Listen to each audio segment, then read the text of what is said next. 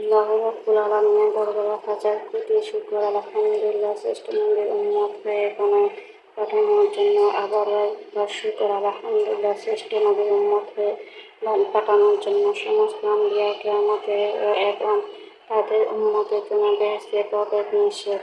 যতক্ষণ না আল্লাহ হাবিব হযরত মুহাম্মদ সাল্লাল্লাহু আলাইহি ওয়াসাল্লাম তার উম্মতগণকে বেহেশতে প্রবেশ করবেন। আমরা বড় ভাগ্যবান। একদিকে আল্লাহ করিম রহিমের উপর, এদিকে আল্লাহ হাবিব করিমের উপর, ও আমাদেরকে এদিকে আল্লাহ রাব্বুল আলামিন রহিম রহমান রহিম, ওদিকে নবী পাকে সাহেহ আলাদ শরীফে রহমতুল্লিল আলামিন আসমার গরিবে রহমতে। তারপর যদিও আমরা অলসতা ও দূরত রহমত বরকতময় নিয়ামত হেফাজত সালাত নফরতে প্রচেষ্ট থাকি, তাহলে সেটা হবে বড় দুর্ভাগ্যবান ব্যাপারে।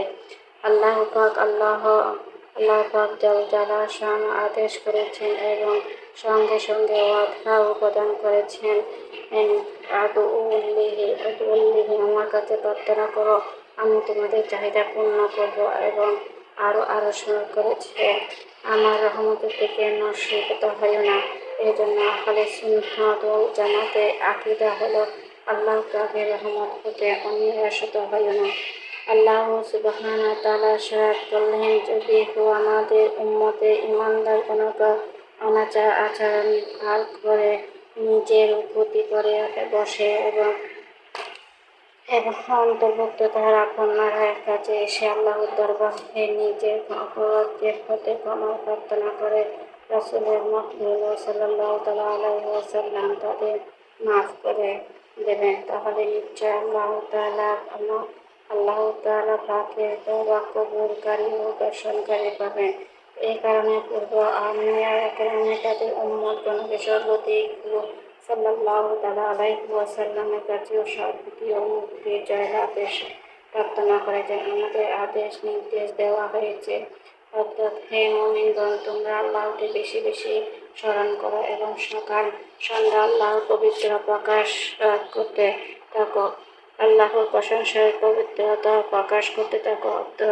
অর্থাৎ বেশি বেশি আল্লাহর জিকির করা প্রত্যেক ব্যাপারে নিশ্চিত সফলতা হবে। এবং দাঁড়িয়ে বসিয়ে শয়নে প্রত্যেক অবস্থায় সব সময় ও সর্বাবস্থায় আল্লাহর জিকির করা।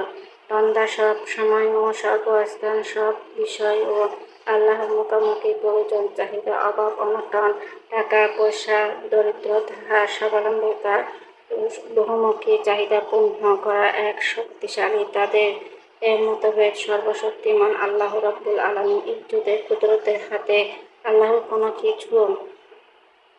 কোনো কিছু কারোর মুখাপেক্ষী নয়, সকল বান্দার সম্পূর্ণভাবে তার মুখাপেক্ষী। সুতরাং আল্লাহ পাক সুবহানাহু ওয়া তাআলা আল্লাহর আদেশ ও নির্দেশ ঘোষণা করেছেন, তোমরা সর্বদা আমাকে স্মরণ করো এবং আমার জিকির করো, আমি তোমাদের থেকে কথা স্মরণ করব, রহমতের বিবরণ তোমাদের চাহিদা পূর্ণ করব। রব্বুল আলামিন আমাদের সৃষ্টির জগতে প্রত্যেক উপর রহমত বিতরণের জন্য আপনার হাবিবের পাককে রহমতুল আলামিন করে প্রেরণ করেছেন। চরম কারণা কেরামে আল্লাহ সাল্লাল্লাহু আলাইহি ওয়াসাল্লাম ইরশাদ করেছেন, আল্লাহ রাব্বুল আলামিন বৃষ্টি জগতে যাকে যাই দান করেন, তার আমি বরকত করে থাকি। আমাদের কত বড় সৌভাগ্য, সমস্ত সৃষ্টির জগতে আল্লাহ রাব্বুল আলামিন ইজ্জতের রহমতের বরকত নিয়ামত ও যে রহমতের নূরের আলামিন মাধ্যমে পেয়েছে, তাকে পাবেন আমাদেরকে ওই রহমতের উম্মতের শামিল করেছেন, যিনি আমাদেরকে ওসব দোয়া বা আল্লাহ পাকের কাছে চাওয়া ও প্রার্থনা করার ভাষা তালিকা দিয়েছেন, যার দ্বারাই আল্লাহর রহমতের বান্দার সাথে সাথে থাকে দোয়া ও শব্দ, অর্থাৎ ডাকা, চাওয়া উপর ইবাদত ও প্রার্থনা। ইসলাম ধর্মে দোয়া বড় গুরুত্বপূর্ণ। ইসলামে আমরা সবাই এতটুকু বুঝলাম, আমরা আল্লাহর কাছে বেশি বেশি চাইব, বেশি বেশি দোয়া করব, সবাই আমাদের পাশে থাকবেন, আমাদের জন্য দোয়া করবেন, আমরাও যাতে আপনাদের জন্য দোয়া করতে পারি। আমাদেরকে বেশি বেশি করে সাপোর্ট করবেন। কেমন লাগছে কমেন্ট করে জানাবেন। আমি আসলে একটা হাদিস শরীফ পড়েছি, এটাও কোনো এক সময় বিশ্লেষণ করে আপনাদেরকে জানিয়ে দেব।